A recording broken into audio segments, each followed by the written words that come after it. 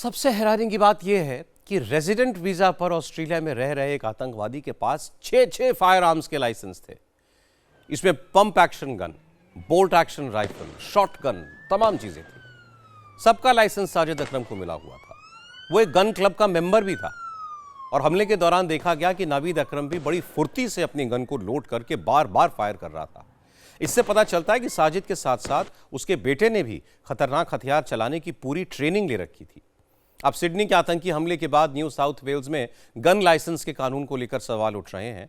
New south Wales के premiere Chris mince ने कहा कि वो बहुत जल्द अपनी स्टेट की गन लाइसेंसिंग सिस्टम को रिव्यू करेंगे और जरूरी हुआ तो कानून बदलेंगे भी। ऑस्ट्रेलिया के प्रधानमंत्री एंथनी एल्बनीज ने भी अपने देश में गन लाइसेंस के कानून को रिव्यू करने का ऐलान किया है। The government is prepared to take whatever action is necessary. सरकार हर जरूरी कदम उठाने को तैयार है। इसमें हथियारों से जुड़े कानूनों को सख्त बनाने का मुद्दा भी शामिल है और आज शाम को मैं कैबिनेट की मीटिंग में भी फायर आर्म्स से जुड़े कानून सख्त बनाने का प्रस्ताव रखूंगा, जिसमें किसी एक शख्स के पास हथियारों के लाइसेंस की तादाद सीमित करने का विषय भी होगा। इसके अलावा जिनके पास लाइसेंस होगा उनका समय समय पर रिव्यू भी किया जाएगा। लोगों के हालात बदलते जा रहे हैं। लोग एक वक्त के बाद कट्टरपंथी बन सकते हैं। ऐसे में हथियारों का लाइसेंस हमेशा के लिए नहीं दिया जाना चाहिए। और हाँ, हमें हथियारों पर नजर रखने की व्यवस्था को भी मजबूत बनाना होगा। पहले भी हमने बंदूक रखने से जुड़े कानून सख्त बनाए हैं और हम चर्चा करेंगे कि इन कानूनों में और क्या बदलाव किए जा सकते हैं। इस आतंकवादी हमले में मारे गए लोगों को आज सिडनी के बॉन्डी बीच पर श्रद्धांजलि दी गई। बीच के पास बने बॉन्डी पवेलियन पर मारे गए लोगों की याद में एक टेम्पररी मेमोरियल बनाया गया है। ऑस्ट्रेलिया के प्रधानमंत्री एंथनी एल्बनीज, उनकी कैबिनेट के कई मेंबर्स, न्यू साउथ वेल्स के प्रीमियर समेत हजारों लोगों ने आतंकी हमले में मारे गए लोगों को नम आंखों से याद किया। प्रधानमंत्री एल्बनीज ने कल के आतंकी हमले को वहशियाना और दरिंदगी वाली करतूत बताया। एल्बनीज ने कहा कि उनकी सरकार यहूदी समुदाय को सुरक्षा की गारंटी देगी और उनके कम्युनिटी सिक्योरिटी प्रोग्राम को मिलने वाली मदद भी बढ़ाएगी।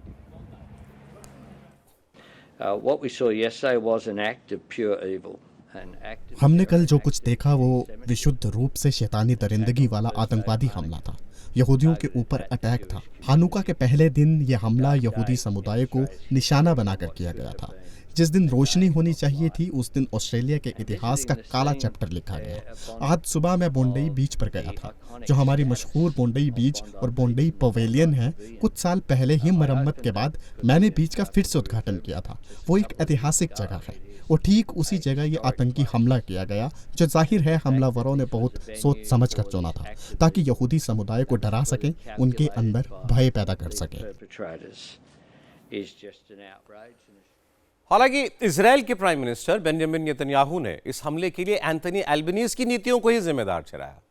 नेतन्याहू ने कहा कि उन्होंने इसी साल 17 अगस्त को चिट्ठी लिखकर ऑस्ट्रेलिया के प्रधानमंत्री को ऐसे ही हमले की चेतावनी दी थी।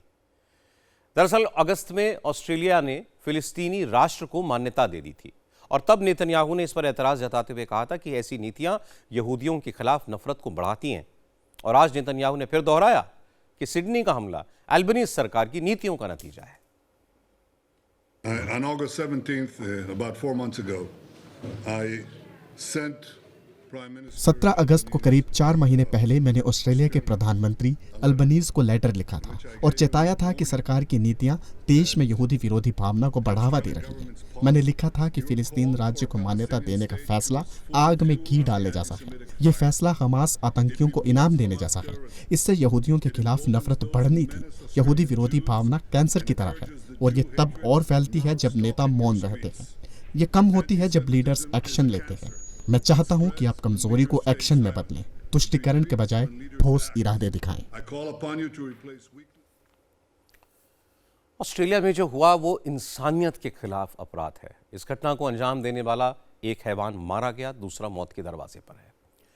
इस घटना के बाद पूरी दुनिया में 2 सवाल पूछे जा रहे हैं। पहला, अमेरिका और दूसरी वेस्टर्न कंट्रीज में गन कल्चर और उसकी वजह से हो रहे खून खराबे को कब तक बर्दाश्त किया जाएगा, इस पर कब पाबंदी लगेगी। और दूसरा सवाल यह है कि दुनिया में इंसानियत का खून होता है कहीं भी, तो खून बहाने वाले हैवानों का संबंध पाकिस्तान से ही क्यों निकलता है?